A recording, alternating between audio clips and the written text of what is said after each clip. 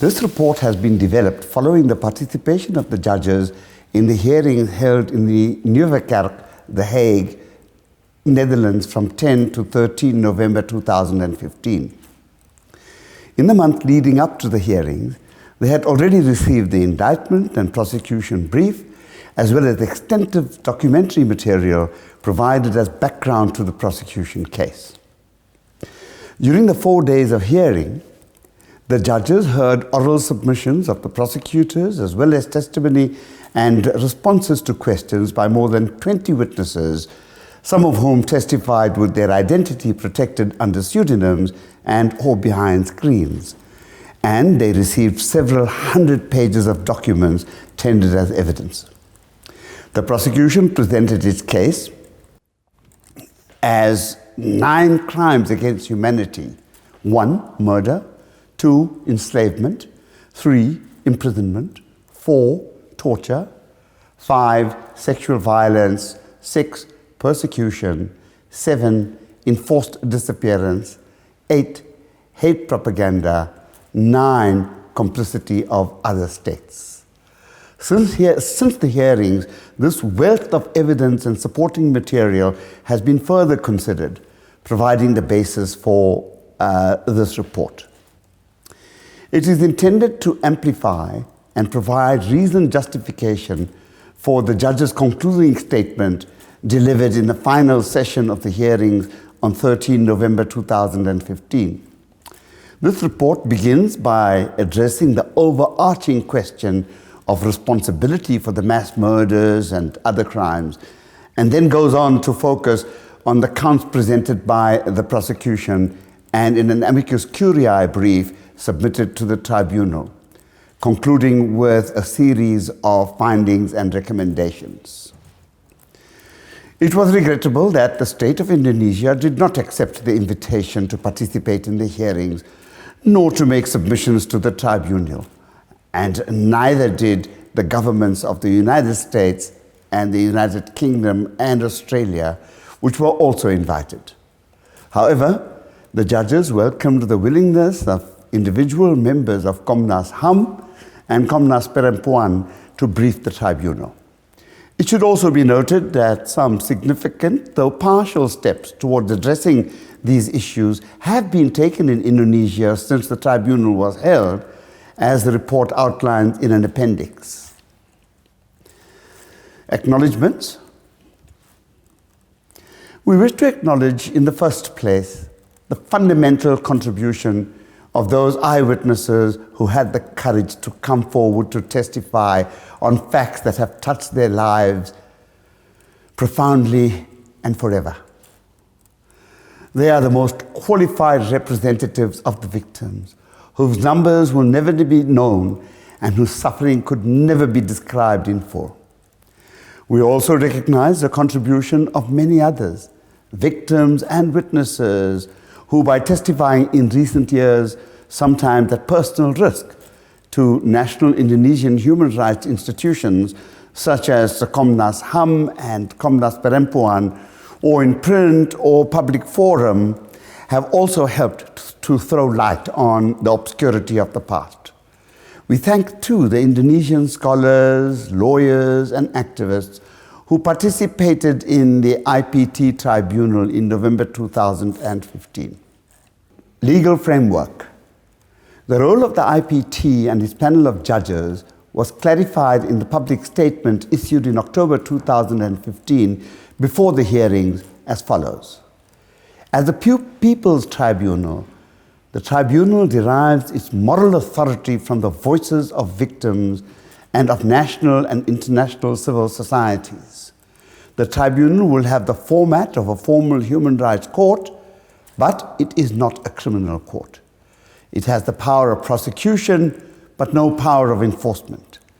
The essential character of the tribunal would be that of a tribunal of inquiry. Individual members of the tribunal have extensive knowledge of international and human rights law and of this period of Indonesian history. The judges of the tribunal will examine the evidence presented by the prosecution, develop an accurate historical and scientific record, and applying principles of international customary law, public international law, and Indonesian law to the facts as found, deliver a reasoned judgment. They will seek to establish without fear or favor the truth about these historic events in the hope that this will contribute to justice, peace, and reconciliation. In their opening statement read before the start of evidence, the judges said, "There is no doubt that the events of 1965 in Indonesia remain extremely important for Indonesia and for the world.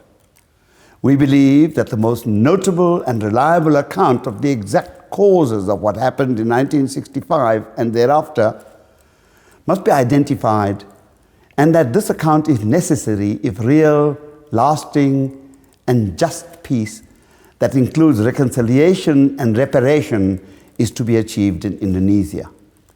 The panel of judges of the IPT was asked to consider the probity of prosecution charges and submissions that crimes against humanity had been committed in Indonesia in 1965 and beyond, and the state of Indonesia is legally responsible for recognizing, investigating, and punishing these crimes under codified international law, customary international law, and/or Indonesian domestic law. The judges examined these submissions in the light of their opening statement, which, properly interpreted, necessarily implies that serious human rights violations did indeed occur in Indonesia at the relevant time. The issues, therefore, were what the causes of these violations are and whether these occurrences amount to crimes against humanity in respect of which the state of Indonesia is obliged to act. Crimes against humanity. Crimes against humanity stand as a necessary ingredient and pillar of customary international law. They were tried for the first time in the military tribunals in Nuremberg and Tokyo. The existence of these crimes was later codified in the International Universal Declaration of Human Rights on 10 December 1948 and the Nuremberg Principles by the United Nations General Assembly in 1950. They were also recognized and accepted as part of Indonesian domestic law, as we mentioned below. We start with customary international law. As correctly pointed out by the prosecution, crimes against humanity in customary international law are fundamentally A, inhumane acts that are crimes in most national criminal law systems, B, committed as part of a widespread or systematic attack against civilians. The prosecution submitted that the inhuman acts are crimes against humanity in international law. It also urged that because the prohibition of crimes against humanity is a customary international law jus cogens norm, derogation from these norms is not permitted under any circumstances. Customary international law, therefore, obliges these states to prosecute those responsible for the commission of these crimes or to extradite them to states committed to pursue prosecution of these people. Two matters must be emphasized. For crimes against humanity in customary international law to be proven, there must be a widespread or systematic attack against civilians. The attack need not be against the entire civilian population, but against part of it. Here, as will be shown, the widespread systematic attack targeted the substantial civilian population constituted by the Partai Komunis Indonesia, the PKI, the Communist Party of Indonesia, all its affiliate organizations, its leaders, members, and supporters and their families, as well as those alleged to have been sympathetic to its aims. While initially the object of such instructions might appear to be limited to the small number of alleged leaders of the 30 September movement, it was always so and soon became clear that the target was much broader and applied to anyone who might be identified as belonging to, or supporting, or sympathizing with the PKI directly or indirectly. Furthermore, some of the orders explicitly authorized army commanders to take action outside the law. Many other people also suffered who did not regard themselves as having any connection or even sympathy with the PKI.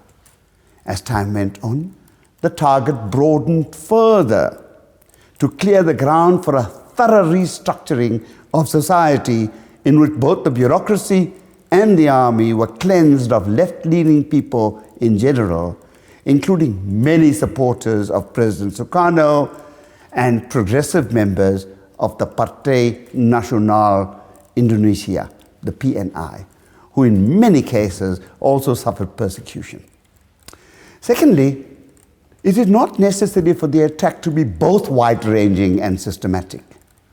A wide-ranging attack that is not systematic and a systematic attack that is not wide-ranging would each qualify separately as attacks which fall within the purview of crimes against humanity in customary international law. It must also be emphasized that to prove crimes against humanity, the acts which were part of the attack must be crimes in most countries considered as state practice. Indeed, the prosecution submits that all of the acts to be considered by the IPT qualify as crimes across the world, including in Indonesia, whose domestic law in relation to crimes against humanity is not much different. In 2000, the Indonesian People's Representative Assembly, the Majelis Permusyawaratan Rakyat, the MPR, adopted Law number 26 of 2000, establishing a human rights court in order to resolve gross violations of human rights defined by Article 7 of Law 2000 as gross violations of human rights, including both the crime of genocide and crimes against humanity.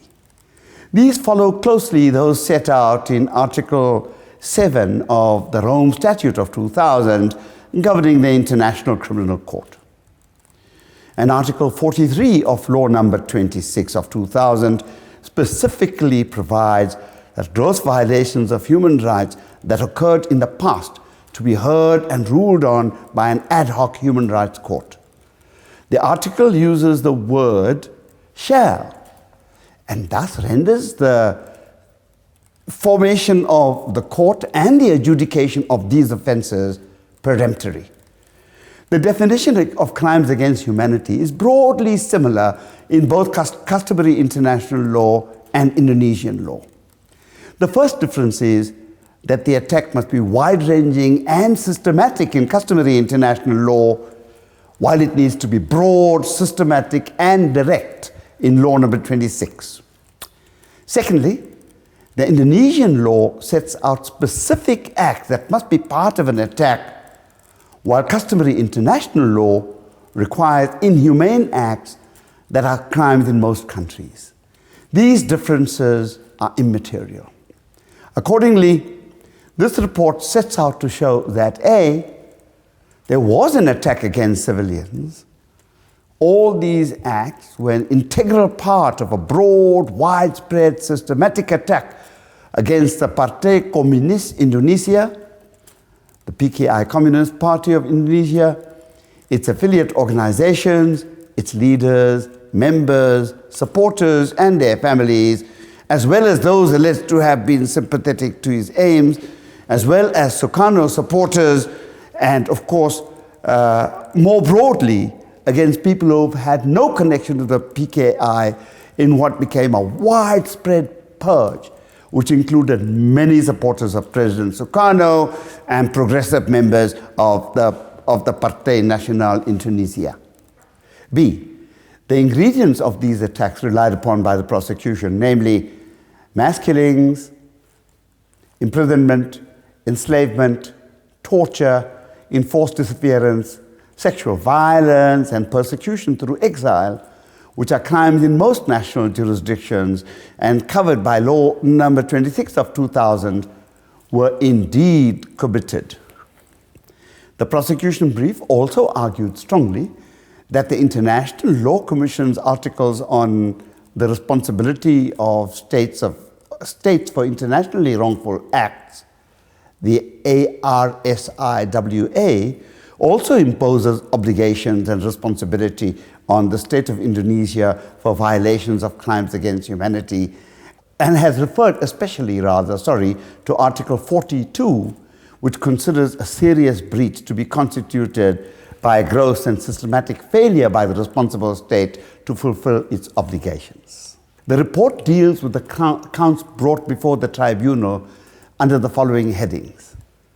I shall here read brief extract from each section before going on with the recommendations. The headings are responsibility for chain of command, mass killing, imprisonment, enslavement, torture, enforced disappearance, sexual violence, exile, the propaganda campaign, complicity of other states, and finally, genocide. I deal with state responsibility first. The acts of mass killings and all the other associated immoral crimes in 1965 and subsequently, and the failure to prevent their occurrence or to take action against their perpetrators occurred under the full responsibility of the state of Indonesia. Senior members of the Indonesian government have acknowledged that these crimes were committed, and few have expressed a desire to investigate them or apologize for them. Although contemporary reporting of them was mostly suppressed by the military Suharto regime, there were occasional admissions that they occurred. Subsequent investigation by Indonesian and other researchers has exposed the orders and directives which linked that regime to the crimes committed in various regions of Indonesia, showing a coherent chain of command from Jakarta to the lower levels.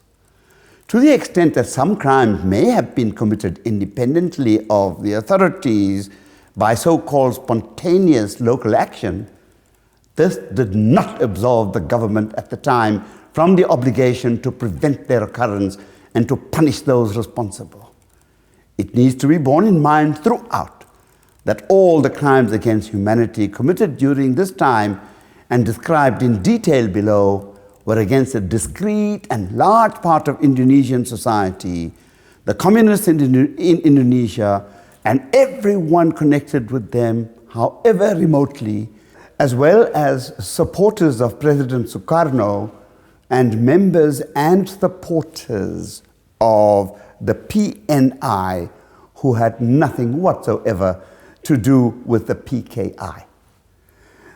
I now deal with mass killings. The acts documented above, in which it is widely understood that at least 500,000 people were killed in the aftermath of the G30's events, clearly constitute violations of crimes against humanity under international customary law of murder, appropriately the first count to be brought before the tribunal by the prosecution. Considering the scale and scope of these killings, they may also be qualified as a crime against humanity as extermination, whose character is described as follows. Extermination consists first and foremost of an act or combination of acts which contributes to the killing of a large number of individuals.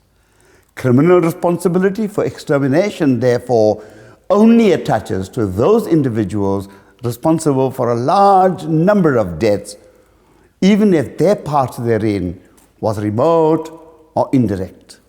By contrast, responsibility for one or for a limited number of such killings is insufficient in principle to constitute an act of extermination. Acts of extermination must therefore be collective in nature rather than directed towards singled out individuals or people. An act or combination of acts could amount to extermination if it contributed, whether immediately or eventually, directly or indirectly, to the unlawful physical elimination of a large number of individuals.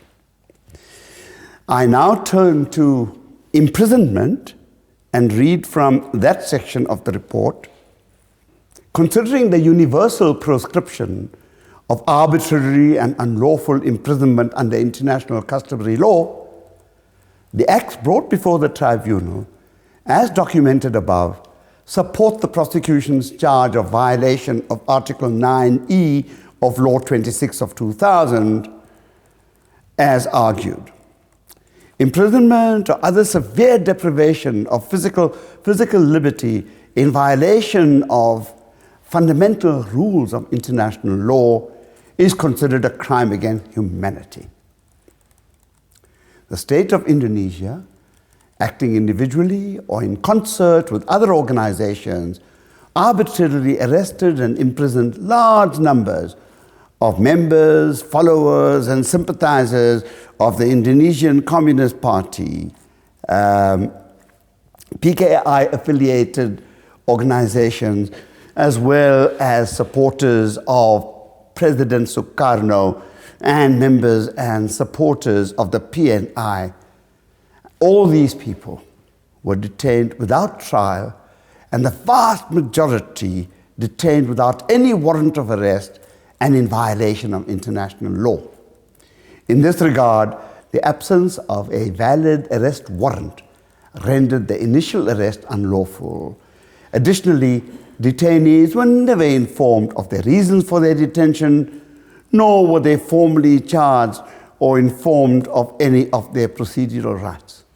On the contrary, the approximately 1 million prisoners were detained on a categorization administered by psychologists and based on an assessment of their apparent level of communist loyalty. The prisoners' categorization was usually an indication of whether they would survive, and thus the psychologists, in essence, were performing the role of de facto judges. I now go to enslavement.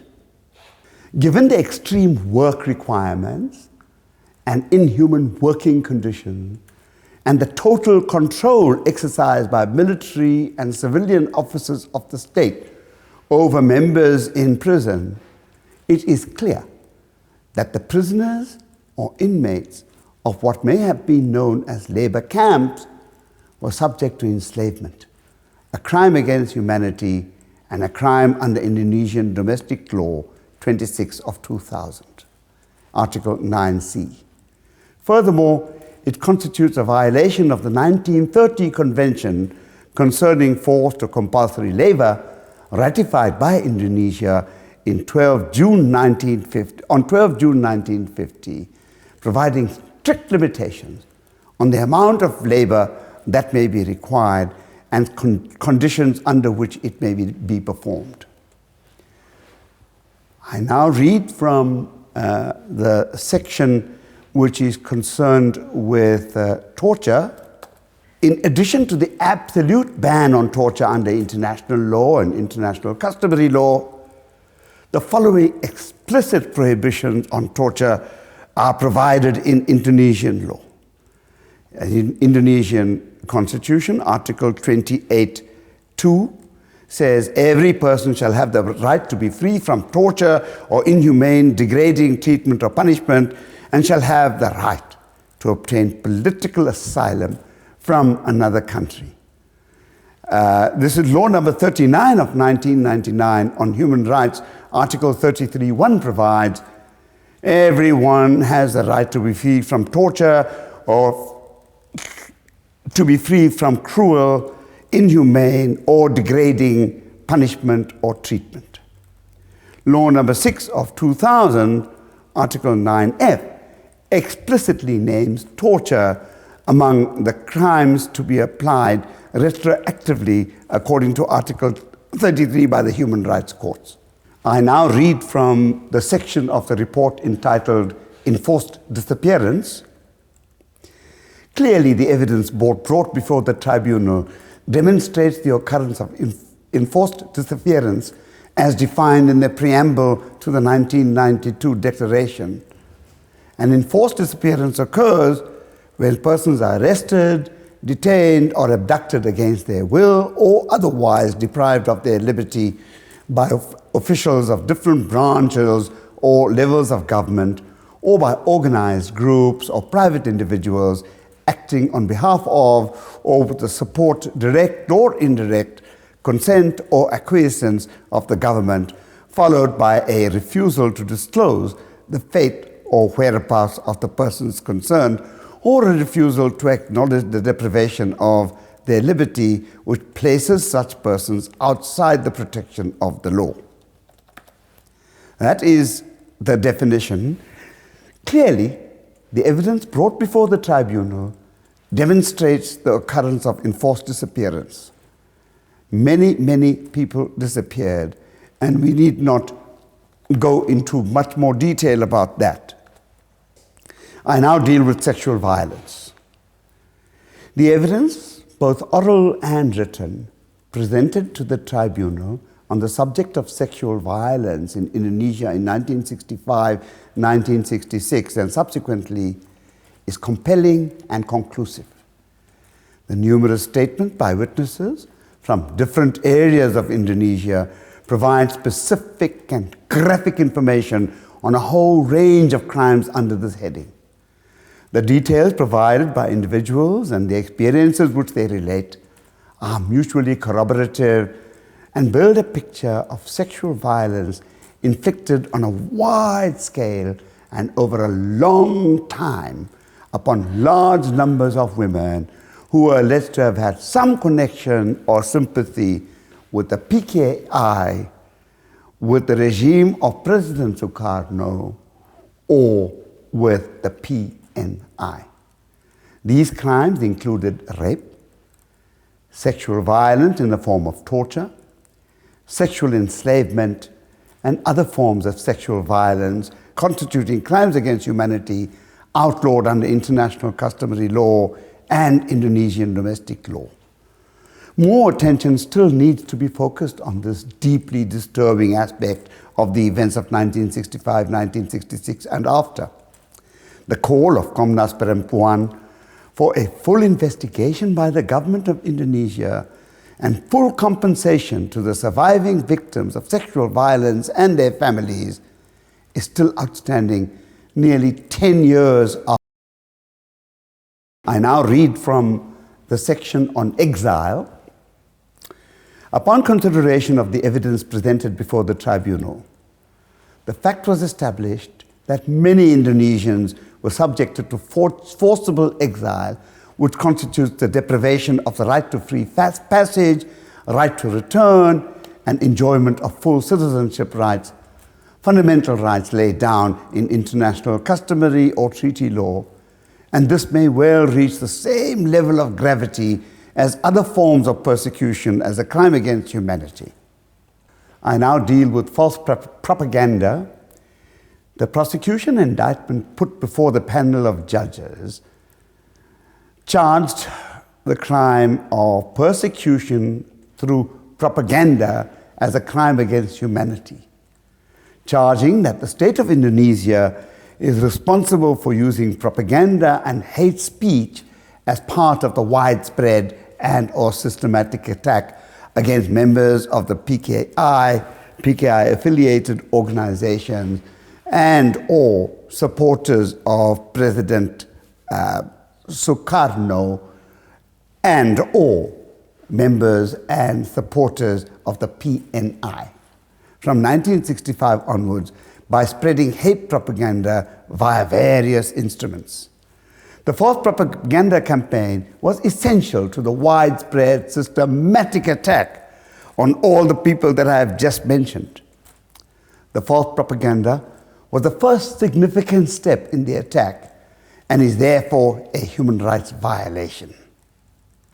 The propaganda version of the events of 30 September, 1 October 1965 had a significant dehumanizing impact, helping to justify the extra-legal persecution, detention, and killing of alleged suspects, and particularly to legitimize the use of sexual violence against women. Unchallenged for more than 3 decades, this propaganda also contributed to the denial of civil rights of survivors and the absence of any attempt to remedy injustices against them. I now deal with complicity with other states. There is abundant evidence provided to the tribunal that within a few weeks after 30th September, the governments of the United States, United Kingdom, and Australia were well aware through reports from their own diplomats in Jakarta, as well as from foreign media and some non-governmental observers, that the communists and many others accused of association with them were being slaughtered on a large scale. By the beginning of 1966, the numbers which were reliably reported to Washington, London, and Canberra ranged from a minimum of 100,000 to 4 times that count.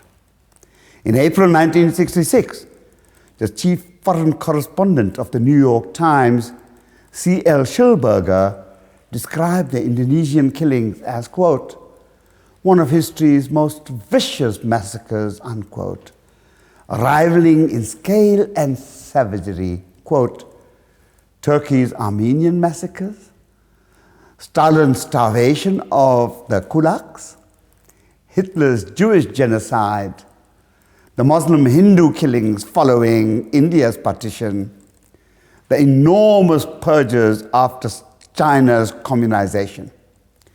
In one of the fullest accounts, the experienced US journalist Seymour Topping reported his findings at length in the same newspaper in August 1966. He observed that executions were usually carried out by the military in central Java, and that the people in East Java and in Bali were incited by the army and the police to kill. We note that in seeking to explain the widespread indifference to the human suffering in Indonesia, academic studies of this period place these events within the broader international context of the Cold War, heightened in Asia at the time by the war in Vietnam. We now talk about genocide.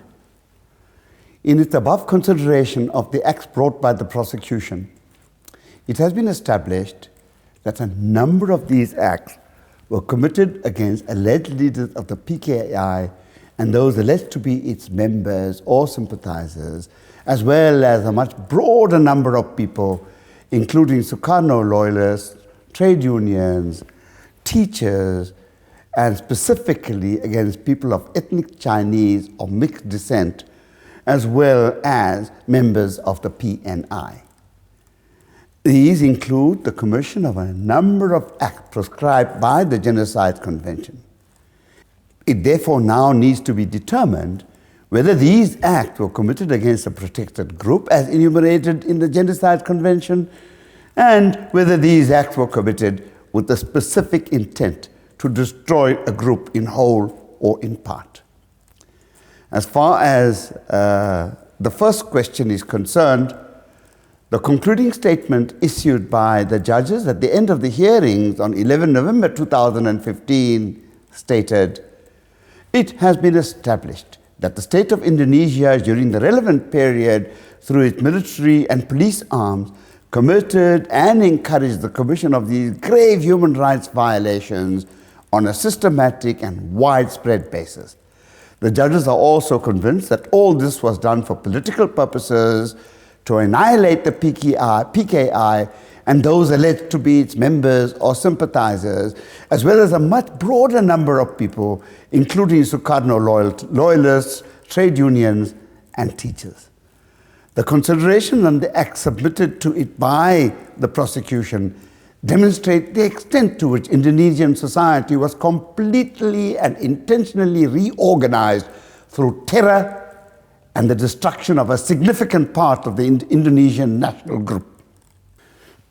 A research report says, quote, in Indonesia, most Chinese were murdered because they belonged to Baperki, an association of Chinese Indonesians associated with the PKI, but ethnic motives played a role in mass killings of Chinese Indonesian citizens as well, particularly in Aceh, Medan, Makassar, and Lombok.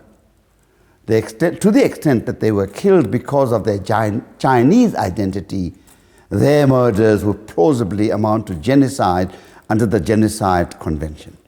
Findings and recommendations. 1. Findings.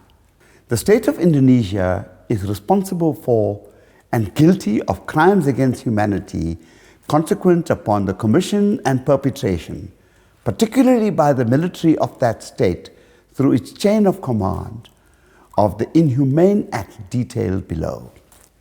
All these acts were an integral part of a broad, widespread, systematic attack against the Partai Komunis Indonesia, the PKI, the Communist Party of Indonesia, its affiliate organizations, its leaders, members, supporters, and their families, as well as those alleged to have been sympathetic to its aims, and more broadly, against many people having no connection at all with the PKI, in what became a widespread purge, which included many supporters of President Sukarno and progressive members of the Partai Nasional Indonesia, the PNI. Each inhumane act was in addition a crime in Indonesia and in most civilized countries of the world. The attacks began with the false propaganda discussed here, and consisted of the following inhumane actions that were part of the broader attack. The state of Indonesia also failed to prevent the perpetration of these inhumane acts or to punish those responsible for their commission. To the extent that some crimes were committed independently of the authorities by so-called spontaneous local action, this did not absolve the state from the obligation to prevent their occurrence and to punish those responsible. These acts are now summarized below. Killings. The most likely number of people killed is in the region of 400,000, although in view of official secrecy maintained to this day, the figure may be much higher or possibly lower. These brutal murders were sufficiently widespread to constitute the crimes against humanity of mass murder and or extermination, as well as violations of Indonesian domestic law, including the Indonesian Criminal Code, the KUHP, Article 138 and Article 140, and especially Law Number 26 of 2000.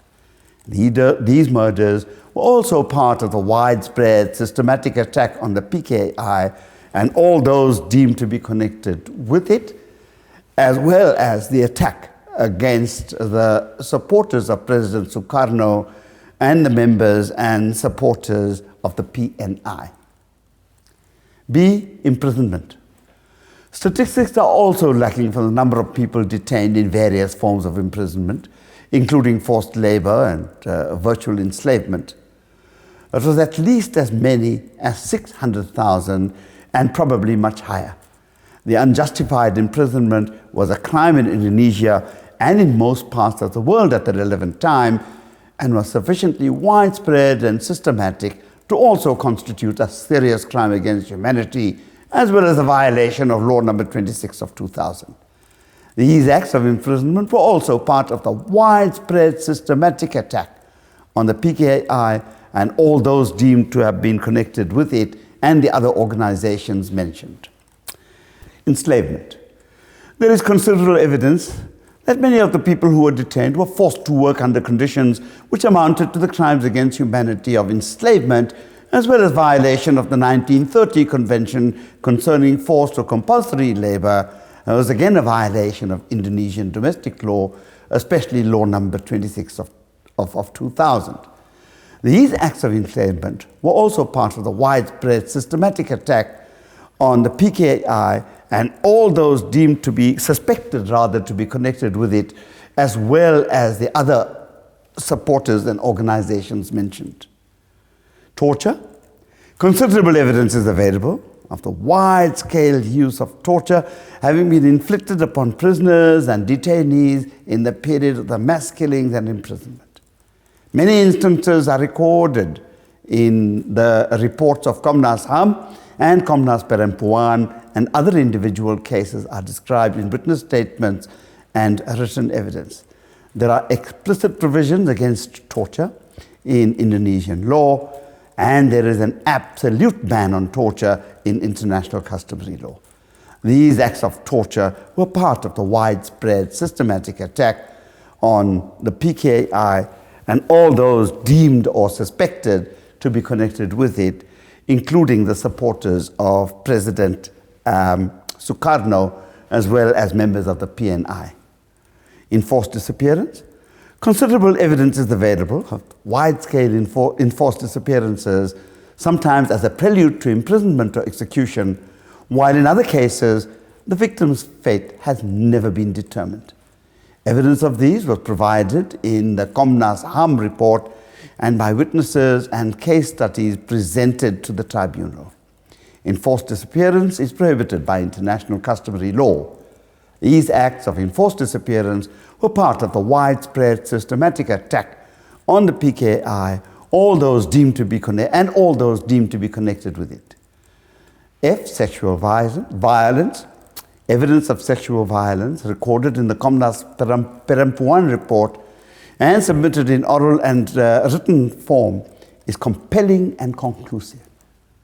The detail of the tribunal are mutually corroborative and present a picture of widespread systematic acts of sexual violence aimed against women alleged to be associated with the PKI in any way. These acts included rape, sexual torture, sexual enslavement, and other forms of sexual violence. These acts were and are crimes in Indonesia, especially law number 26 of 2000, and also constitute crimes against humanity as part of the widespread systematic attack on the PKI and all those deemed to be connected with it. Exile. Those Indonesians whose passports were confiscated abroad were deprived of their full and unconditional rights of citizenship.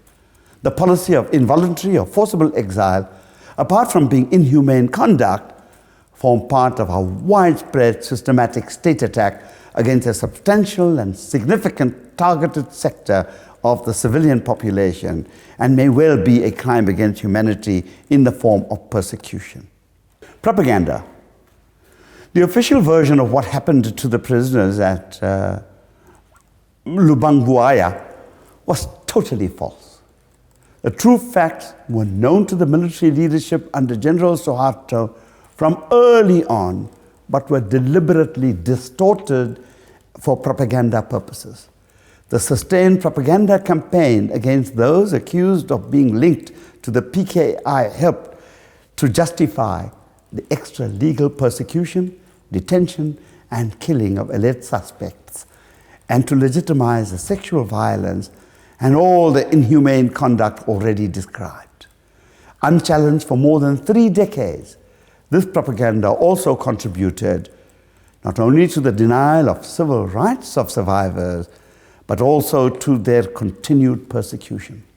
Spreading false propaganda for the purpose of preparing the ground for violence is integral to the commission of that violence.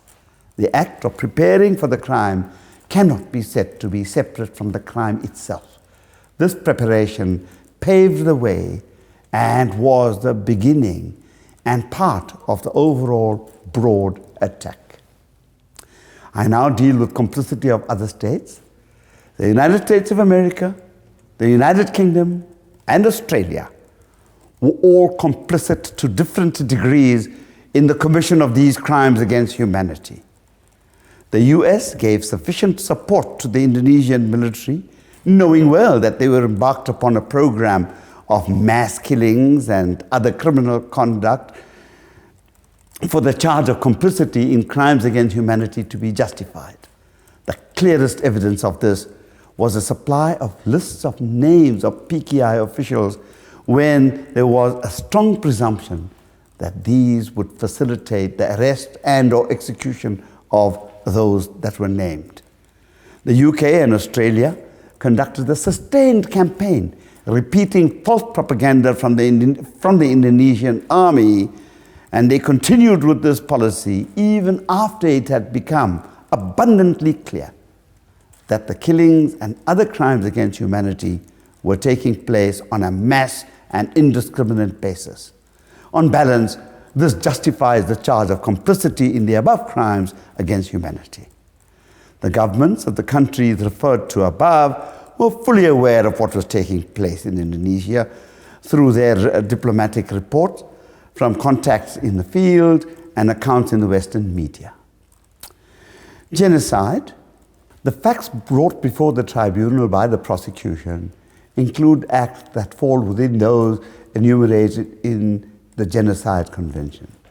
These acts were committed against a significant and substantial section of the Indonesian nation or Indonesian national group as a protected group as enumerated in the Genocide Convention, and were committed with a specific intent to annihilate or destroy that section in whole or in part. This possibly also applies to crimes committed against the Chinese ethnic minority group. The state of Indonesia is bound by the provisions of the 1948 Genocide Convention under international customary law. Finally, I read the recommendations.